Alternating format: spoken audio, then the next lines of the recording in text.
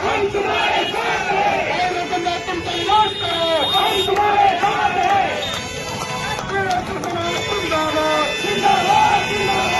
इन्होंने supreme court में हम वंचितों के लिए इन्होंने लड़ाई लड़ी। हम एक्चुअली में अलग से कोई रिजर्वेशन नहीं मांग रहे, हम तो कह रहे जो रिजर्वेशन है उसके अंदर ही जो हमारा एक छोटा समूह है, जिन तक जैसे आप कोई नदी नहर से पानी चालू कर रहे हो तो वो दोनों में वहीं रह रहा, हमारे तक नहीं आ रहा। तो हम कह रहे हैं कि उनमें हमारी जो व्यवस्था है सुप्रीम कोर्ट ने माना है, रेन के आयोग ने माना है।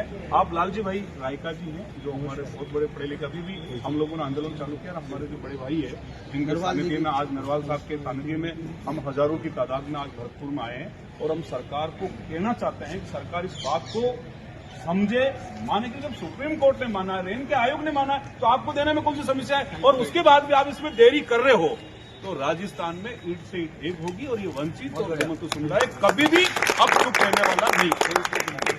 भारत माता की, भारत माता की।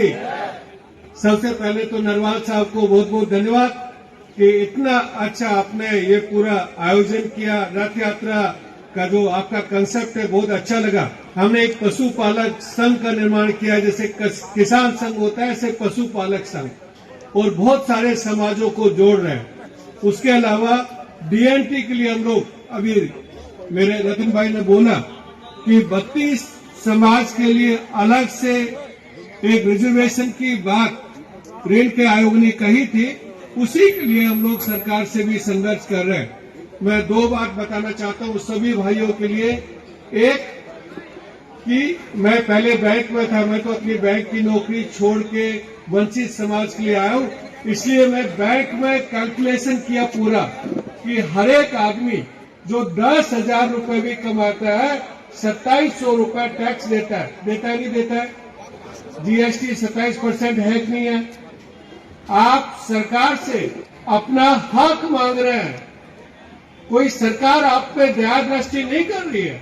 मैंने पूरा डीएनटी समाज का हिसाब किताब लगाया, हर महीने 500 करोड़ टैक्स देते हैं, हर साल 6,000 करोड़ टैक्स देते हैं और आजादी से लेकर अब तक 5 लाख करोड़ टैक्स दे चुके हैं, लेकिन 500 करोड़ रुपए भी सरकार ने खर्च नहीं किया।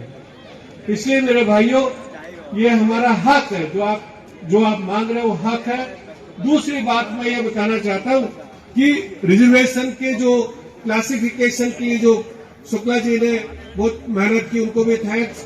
और जो आप डिमांड कर रहे हैं उसमें हम लोग आपका समर्थन करने के लिए आए, लेकिन इसके साथ साथ एजुकेशन के लिए भी आपको डिमांड करनी पड़ेगी।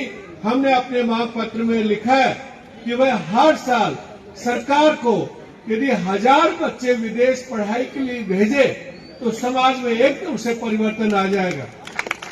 तो नरवाल साहब से और आपकी कमेटी से भी हम डिस्कस करेंगे कि साथ के साथ आप ये क्लासिफिकेशन तो मांग ही रहे हैं, साथ के साथ एजुकेशन की भी डिमांड बनाइए।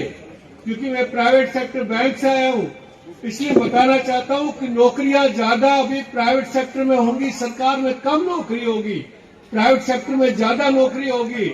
इसलिए एजुकेशन का लेवल अपना जब तक सबसे बेस्ट नहीं होगा, प्राइवेट सेक्टर में आपको नौकरी नहीं मिल पाएगी।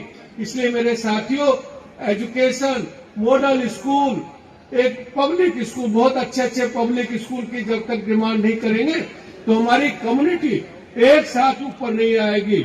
इसलिए शिक्षा की मांग भी मेरी ये निवेदन है कि साथ साथ शिक्षा के ऊपर खर्च होना चाहिए, पब्लिक स्कूल, मॉडल स्कूल बनने चाहिए और बच्चों के टारगेट कि जैसे मैंने बोला 1000 बच्चे हर साल विदेश में इंजीनियर और डॉक्टर की पढ़ने जाने चाहिए, जिसका सारा खर्च सरकार उठाए। तो जो सुप्रीम कोर्ट ने डिसीजन दिया है कि लेवल होना चाहिए, और जो हरियाणा गवर्नमेंट ने इम्प्लीमेंट भी किया है कि लेवल 1, लेवल 2, लेवल 3, लेवल 4, वही राजस्थान में इम्प्लीमेंट किया जाना चाहिए, ताकि जो निचले स्तर पे जो हमारे समाज है, जो आगे नहीं बढ़ पाया है, जिनके अभी मेरे भाई ने बताया कि आईएएस आईपीएस नहीं बन पाए, उनको बेनिफिट मिलना चाहिए। तभी ये समाज में समानता आएगी, नहीं तो समाज में असमानता आएगी। इसलिए कोई नया नहीं मांग रहे, रिजर्वेशन वही है, लेकिन उस रिजर्वेशन में कैटेगरी होनी चाहिए, वर्गीकरण होना चाहिए। वही हमारे वंचित समाज की मांग है और हम उसको पूरा समर्थन करते हैं।